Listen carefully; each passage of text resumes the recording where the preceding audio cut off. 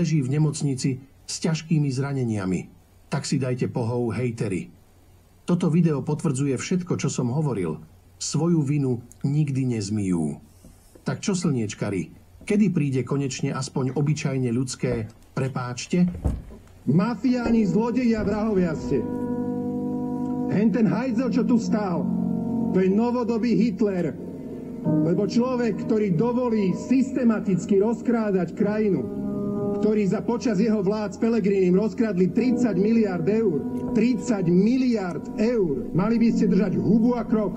Ja sa tu nebudem tváriť, že Peťko Pellegrini je panenka Mária. Není, však to je skorumpovaný zlodej. Robert Fico je diktátor. Ak Smer by náhodou vyhral voľby a ešte nebodaj by zostavoval vládu, tak toto leto bude to posledné slobodné leto Slovenska, ktoré si musíme užiť. Tieto voľby na dlhý čas určia, či Slovensko bude patriť autoritárskym konšpirátorom, alebo či zostane slobodnou krajinou so slobodnými ľuďmi. Máme na úrade vlády Putinovho poskoka a šéfa mafiánov na Slovensku. A to je hanba. Vedľa Kočnera by v tej base mal dožiť aj Robert Fico. A hodíme Ficovi pod nohy všetky polená. Tu na námestiach, v parlamente, na ústavnom súde a spolu ho zastavíme, priatelia. Zastavíme ho.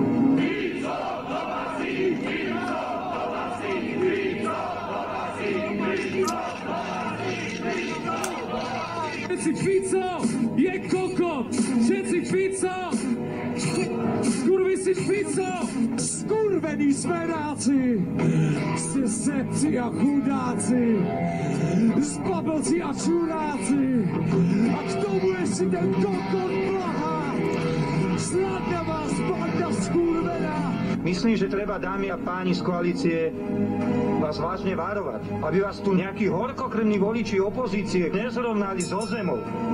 Aby vás tu nedali do laty, lebo sa k tomu približujete veľmi rýchlým tempom. A za seba hovorím, že keď sa tak raz stane, tak ja budem mať pre tých rozhorčených ľudí svoje pochopenie. Nemáte radi Roberta Fica? Niekto by ho mal zabiť. Prečo? Čudujem sa, že z 5,5 milióna ľudí v terminálnom štádiu, ktorých sú 14 000, nenájde sa nikto, kto by ho zrušil.